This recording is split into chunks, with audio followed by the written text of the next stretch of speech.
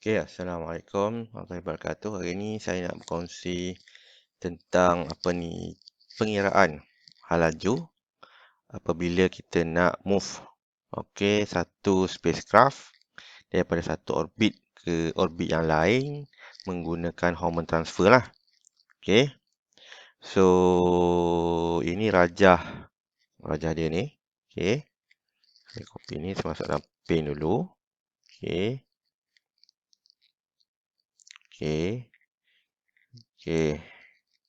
So dekat part 1 ni, ini ialah green orbit ni ialah parking orbit lah. Kalau let's say kita nak gerakkan spacecraft pada orbit low orbit to the higher orbit.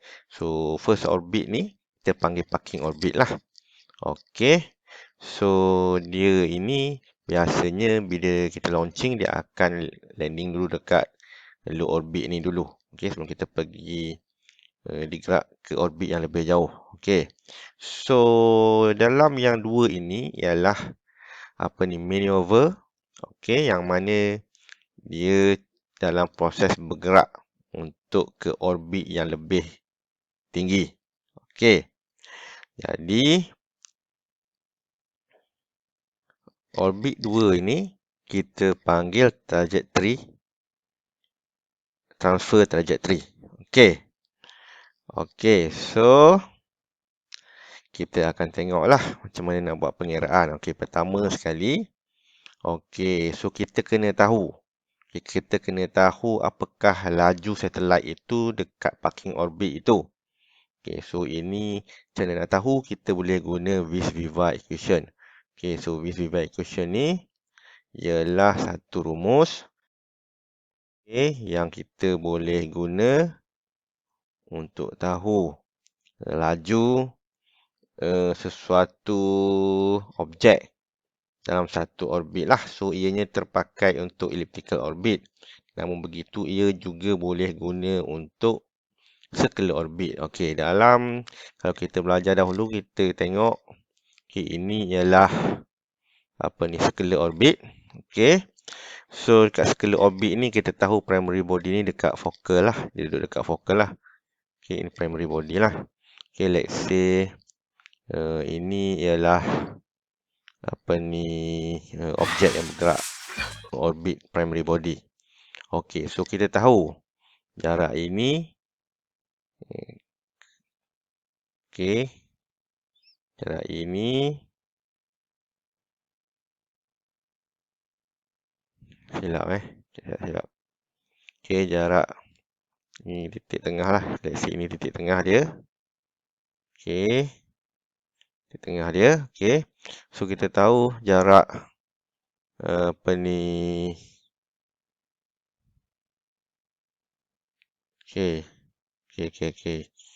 ni dari sini ke sini ialah semi major. Ini ialah semi minor. So semi major, ini semi minor. So dalam rumus ni A ini merujuk kepada semi major. R ini dia merujuk kepada jarak. Jarak ini. So jarak ini primary body ke objek. Ini R. Ini A. So kalau ini bujur lah. Kalau ia bulatan. Kalau di bulatan. Let's say kalau di bulatan. So apa jadi? R itu sama dengan A. Sebab R itu sama dengan A. Sebab dia ada dekat primary body bila bulatan. Primary body duduk dekat center. Jadi bila dekat center, kita tahu ini ke sini ialah A. So kalau ada objek dekat sini. So sini ke sini R. So R kat sini, ia ialah dalam konteks ini, R kat sini. So R ni sama dengan E kat sini. So samalah. So dalam semak ini, sebab parking orbit ni circular, so R ni sama dengan A. So kita akan dapati V1 sama dengan sed nu 2 over R1 minus 1 per R1 lah. Okey. So, kita akan dapati ini kurungan lupa lah kurungan kat sini. Okey, kurungan kat situ. So, new ini, so V1. So, V1 akan jadi sama dengan set new, penyebut dia sama. So, 1 per R1. Okey. Okey, selesai tentang orbit. R1 parking orbit. So, sekarang kita tengok apa berlaku dekat trajectory punya orbit tu. Okey. So, dekat transfer orbit tu. Okey. Transfer orbit tu, so kita kena tahu lah.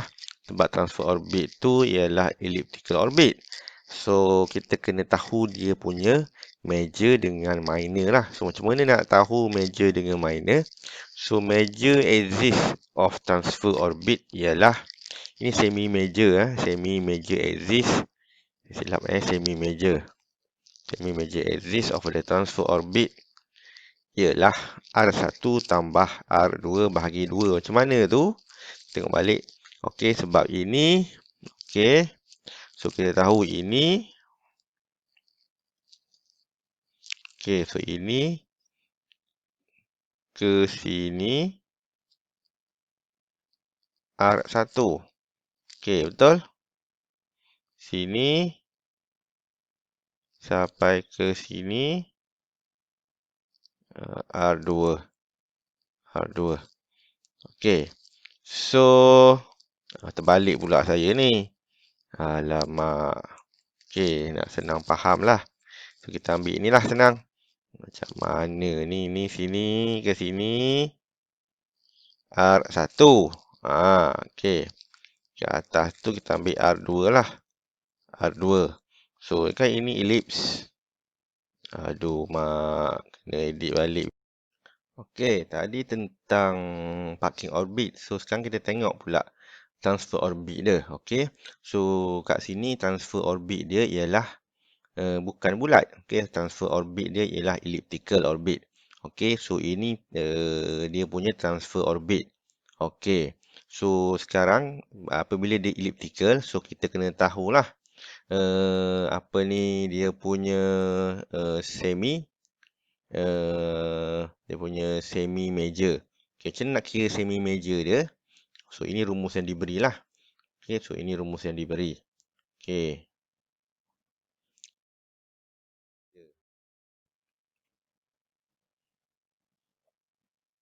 Okay. So, ini tu kita cari semi major. Semi major mana? Semi major elliptical orbit ni. Kenapa R1 tambah R2 bahagi 2? Sebab dia macam ni. Okay. So, kat sini kita dapati pada sini ke sini ini R1 lah. So, sini kan primary body. Jadi ke sana R2. So, dia daripada ni periapsis kepada apoapsis. Okey. So, nak tahu ini panjang keseluruhan ini kita akan bahagi 2. Baru kita tahu dekat mana semi major dia berapa. Dekat mana center dia. Okey, sebab tu kita guna rumus ini. Okey. So, A ini merujuk kepada sini. Elliptical punya orbit. Okey. So, R1 dan R2. So, R1 tu apa? Orbit. Low orbit. R2 itu ialah ini. Okey. Ini. Yang kita nak move ni. Orbit circular yang kita nak move ni. Okey. Situ R2. Okey. So, bahagi 2. Okey. Jadi, bila kita dah dapat tahu nilai A itu, semi major tu. Okey, so apa yang kita buat, kita dapat carilah nilai velocity at the perigee lah. So, dalam kes ini kita merujuk kepada satelit yang orbit bumi. Okey, so kita guna persamaan yang sama, itu Vis-Viva equation untuk dapatkan velocity at perigee. Maksud dia apa? Maksud dia, Okey, maksudnya kita copy dulu dia punya persamaan ini. Okey, copy. So, kita pergi dekat sini. Paste. Okey, ini untuk dekat perigi. Ni untuk kat perigi kat mana tu? Dekat sini lah. Okey, kat sini. Okey, semaan tu dekat sini. Laju ni, perigi ni dekat dengan sini. Okey. So, R1 ni dia merujuk kepada R inilah. Okey, radius ni. Okey. So, A ini dia merujuk kepada semi-major elliptical orbit. Okey, so menggunakan persamaan ini, kita akan dapatlah cari nilai velocity dekat perigi. Okey, so nu ni saya lupa nak bagi tahu. So, nu ini ialah yang kita dah belajar so ni. Dia adalah sama dengan G M lah. Okey, so M ini dalam kes ini mass of Earth. Okey, mass of Earth. G ini universal constant lah, gravitational constant. Okey. So, itu adalah tentang velocity dekat perigi. So, kalau kita dah tahu velocity dekat perigi berapa, so velocity dekat parking orbit berapa, so kita boleh kira perubahan hal laju untuk first maneuver. Okey, so berapa banyak kita perlukan perubahan hal laju, yang mana laju pada perigi dekat elliptical orbit tolak laju semasa parking orbit. So, kita akan dapatlah perubahan dia berapa yang kita perlu. So ini akan mencetuskan spacecraft itu untuk bakar dia, untuk apa ni, untuk mulakan proses pembakaran bahan api supaya dia boleh meningkatkan laju dia. Okey. So, selepas itu, selepas dia capai laju untuk elliptical orbit itu, dia akan bergerak lah. So, spacecraft ini akan bergerak sampailah dekat apogee. Okey, so sampai dekat apogee. Kat mana tu dia akan bergerak. So, selepas dia capai velocity tu, so dia akan bergerak sampai sini. Okey, so selepas dia capai hal laju tu, enjin tu matilah. Dia gerak dengan laju tu, dia sampai dekat sini, dekat apogee. Okey, so dekat apogee ni, apa yang berlaku? Okey, so kita dapat carilah dia punya nilai velocity dia. Okey, dekat apogee tu berapa? So, R2 kat sini dengan A. So, inilah rumus dia lah. Kita copy rumus ni. Okey. So, ini rumus dia. Okey, ni rumus dia lah. So, rumus ni dia akan guna dekat sini. So, dia akan guna R2. Kenapa dia guna R2? Sebab sekarang, sekarang dia berada dekat apogee. Jadi, inilah R dia. Okey, inilah R dia. Okey. So, A dia sama. Nilai yang sama lah sebab dia masih dalam elliptical orbit. So, kita dapat kira lah VA dia kat sini. V dekat apogee ni. Okey. So, bila sampai dekat apogee ni, kalau kita... Inilah velocity dia sampai kat sini.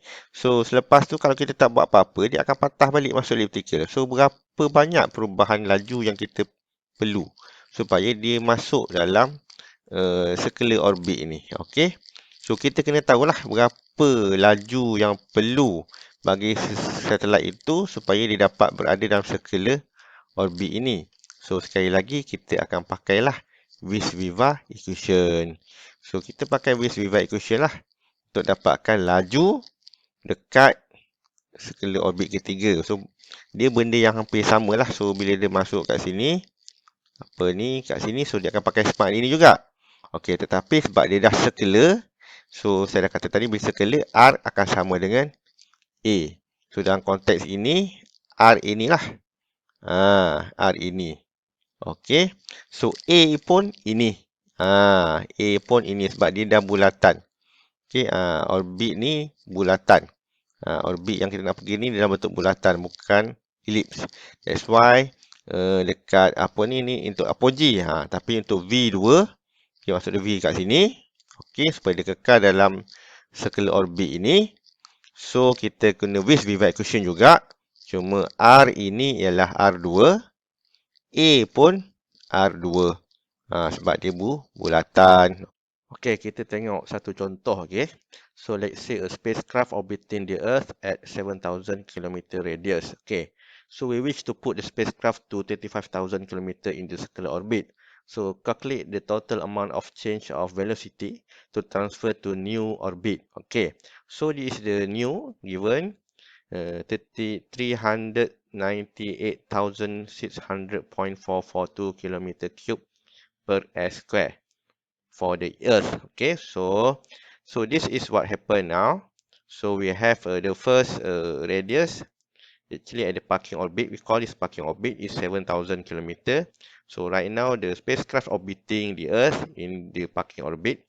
Then we want to move to the higher orbit, which is 35,000 km.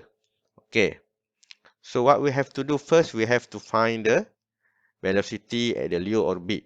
Okay, so firstly we must know what is the velocity of the spacecraft at the LEO orbit. So let's say R1 is 7,000 km, so we use a Vis-Viva equation. Okay, so we substitute R1 with the 7,000, and we know this is a circular orbit. So circular orbit R1 is equal to A. So meaning that A is also 7,000. So that's why we substitute 7,000, 7,000. So we will get that V1, okay, V1, V in the circular orbit is 7.546 km per second. Then what we need to do next is we must find the semi-major of the transfer orbit. Okay, so this is the transfer orbit number 2. Okay, so elliptical orbit. So how to find? So we know this one R1 from here to here. Okay, R2 from here to here. Okay, so from here to here, okay, R1 plus R2. Okay, so dia daripada atas hujung orbit elips ke hujung orbit elips. So semi major adalah antara center ke hujung. So sebab tu kita bahagi dua. So kita akan dapat 16,000 km lah. So 7,000 R1, the transfer orbit is 35,000. Yang orbit, target orbit yang kita nak 35,000. So kita akan dapati 7,000 tambah 25,000 bahagi 2 akan jadi 16,000 km. Okay. So what next we want to do is we must find the velocity at the perigee. Okay, perigee of the elliptical orbit. Sebab dia nak move kat sini. Okay, so kat sini bila dia dah keluar daripada circular ni, so kita kena tahu laju awal dekat perigee lah. Sebab ini dekat dengan primary body. Satellite duduk kat sini. So dia nak masuk ke elliptical orbit. So kita kena tahu dekat laju dekat perigee dia berapa. So kita kena kira. So macam mana nak kira? So kita guna Vis-Viva equation. Cuma sini R1 ialah 7,000 dan kita sebab ini ialah ellipse. Trajectory transfer orbit ni ialah ellipse. So kita kena pakai R1 dan A lah. So R1 ialah 7,000. A kita dah kira tadi, kita dapati 16,000. So kita akan dapati V at perigee is 9.432. So this is the change of velocity at V1, delta V1 kat sini. So dia nak move daripada elliptical, daripada circular nak masuk ke elliptical orbit. So dia perlukan sebanyak perubahan laju sebanyak 1.886 km. Okay. So next kita kena cari pula velocity dekat apogee. Sebab dia nak parking dekat sini kan. So kita kena tahu dekat elliptical punya orbit berapakah laju spacecraft dekat apogee lah. Okey, so kita akan dapati dekat sini dia dah jadi R2. Okey, R2 dan A sebab dia ellipse, A dia masih samalah 16,000. So kita ganti 25,000 sebab ni R2 sini ke sini. So A dia 16,000. So kita akan dapati velocity dekat apogee ialah 2.641. So velocity at target orbit, okey, target orbit ni lah orbit yang kita nak pindahkan ni. Okay, sebab this orbit is a circular orbit. So, kita pun guna Vis-Viva equation. Tapi dalam kes ini sebab circular orbit, seperti kita kata tadi, kalau circular orbit, R adalah sama dengan A. So, R sini adalah 25,000. So, 25,000, 25,000. So, kita akan dapati dekat sini untuk circular orbit ini, Dia punya laju dia akan jadi 3.993 km per second. So maksudnya apa? So maksudnya secara keseluruhan dia kita akan dapati delta V2 dekat sini, perubahan laju kat sini. Okey, V2 dekat kita nak masuk ke target orbit ni ialah 3.993. Dekat dengan elliptical ni 2.641. So kita perlukan perubahan laju sebanyak 1.352 kat sini. So maksudnya kita kena accelerate lah benda tu baru ada perubahan laju. Okey. Okey, so secara keseluruhan dia kita tahu perubahan V1 ialah 1.866. So perubahan laju dekat apogee pula ialah 1.352. So total change of velocity is 1.886 plus 1.352. Okay, so that's all untuk example dan juga tentang Hohmann transfer orbit. Sekian, terima kasih.